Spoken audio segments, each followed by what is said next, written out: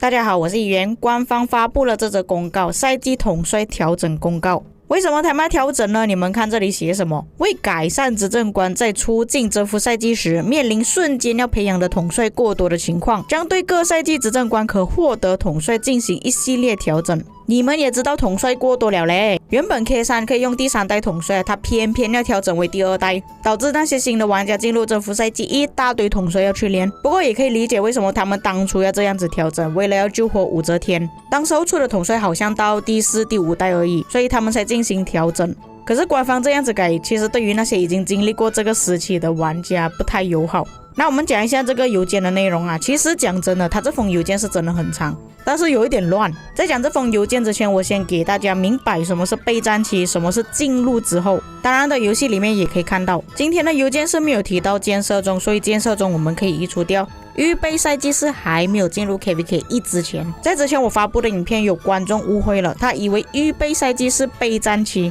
备战期跟预备赛季是不一样的东西。预备赛季是在王国里面打架的，直到拿下神庙为止。所谓的备战期就是预备赛季结束之后，即将要进入 K1 之前的那一段空档期，又或者 K3 结束之后，即将要进入征服赛季之前的那一段空档期，那个才是备战期，不是预备赛季。搞清楚之后，我们回来看这封邮件。这封邮件实在是太多字了，所以我就做一个列表给你们看，比较方便一点。官方的邮件里面没有写到预备赛季，他直接跳去 K1。在 K1 还没有打之前，酒馆可以选择 MGE 里面有的统帅。那个时期拥有的统帅应该有包括查理马特、凯撒、红胡子、穆罕默德。在 K1 开始之后，就会出现3次西德的 MGE。在 K2 开始之前， MGE 统帅可以在酒馆自选，也就是说西德已经加进去了。K2 开始之后，铁木真、君士坦丁、独女可以任选一位，它是直接开放给你选择，不像以前那样一定要骑兵、步兵、工兵轮流下去。坦白说，官方这样子的更新是好的，你们可以选择自己想要玩的兵种，也不用浪费这么多的金头去培养其他的统帅。但是你们看到这里有什么问题吗？铁木真已经加入 MGE 了，也就是说萨拉丁他就会在转盘。官方这回终于做回个人了，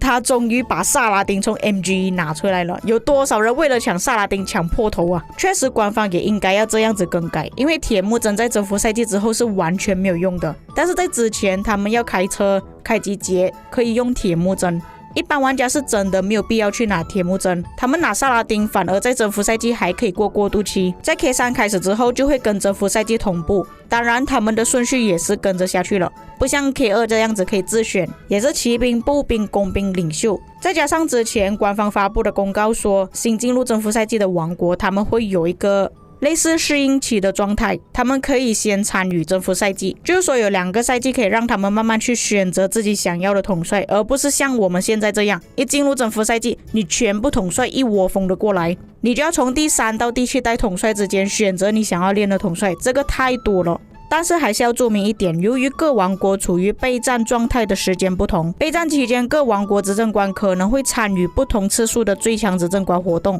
这个改动预计会在5月的时候上线。接下来到轮盘的部分，这个就有点不一样了，它有写到预备赛季、元逆金轮盘，直到 K1 备战期。官方终于不靠元逆金赚钱了，哈哈哈！不过转轮盘还是要丢宝石啊，间接性其实还是可以赚钱的。所以你们要搞清楚，预备赛季是在王国里面打的时候抢神庙的那个时期， K1 备战期也就是 K1 之前，可以自选部分酒馆统帅，部分啊，但我不确定有哪一些统帅啦。K1 开始后就会出现3次里程碑的转盘，跟西德的 MGE 是同步的。在 K2 开始之前，部分酒馆统帅可以自选。K2 开始之后，萨拉丁、亚历山大、爱德华、图特摩斯可以任选一位。K3 开始之后，轮盘跟征服赛季同步，也是一样会跟着顺序骑兵、步兵、工兵、领袖。到了每日透会宝箱， K1 开始之后就会加入花木兰， K2 开始后加入图特摩斯， K2 开始后一段时间，萨拉丁、亚历山大、爱德华都会加入。 K3 开始后，铁木真、君士坦丁、独女。 K3 开始之后陆续增加征服赛季统帅。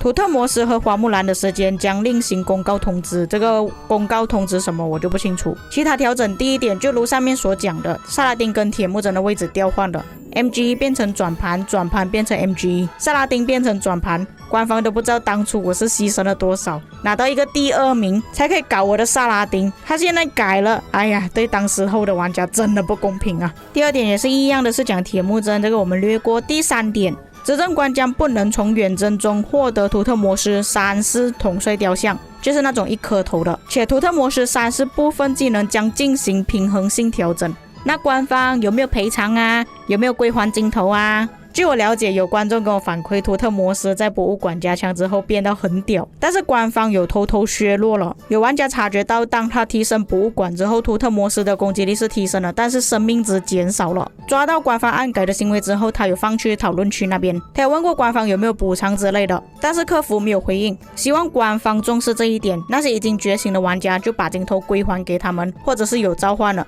就像当初处理孔雀的事情那样，相关调整欢迎执政官前往社区讨论。与其让我们前往讨论区，为什么你这里不要放一个链接，可以让我们直接反馈呢？这样子不是更方便吗？再看了官方上面述说的内容，这不是也就表示说 K3 可以用征服赛季的统帅了呢？毕竟他们的规则都已经改成让征服赛季的统帅可以加入 K3 了，那就没有理由你的统帅还固定在第2代而已嘛。各位可以去规则那里查看，目前 K3 只能用到第2代统帅而已。当初官方就是不要浪费武则天，把它放在这里，让阿提拉不能出现，克制武则天，让武则天成为最强驻防搭配西德。现在官方不得不放弃武则天了，但是我想到一点，那假设说之后的统帅驻防是可以搭配武则天变得更强的话，其实武则天还有复活的机会。毕竟我们现在博物馆的第2代统帅只是到第1个阶段而已嘛，有可能第2个阶段的时候武则天变得更强了呢。不过我觉得官方这样子的改动是为了要保更多的统帅而去牺牲掉武则天，加上 K3 是已经有移民限制30个玩家了，你没有理由全部都是大佬，全部都有征服赛季统帅的嘛。所以他们当初其实不应该再限制统帅了，应该可以开放到第3代左右，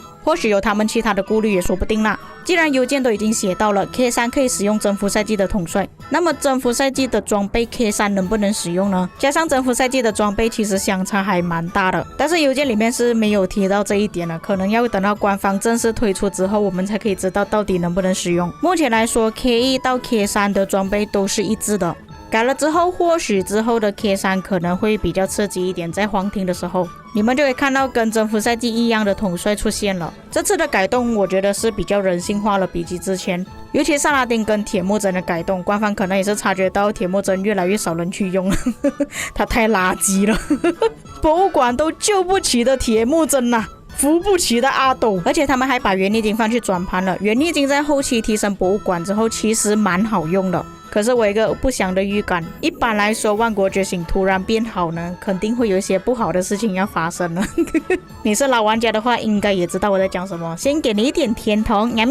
接着后面又出现有的没的改动，我觉得各位还是做好心理准备啦，不知道会改什么东西。以上就是本期内容，你们有什么看法可以在评论区给我知道，我们下期再见。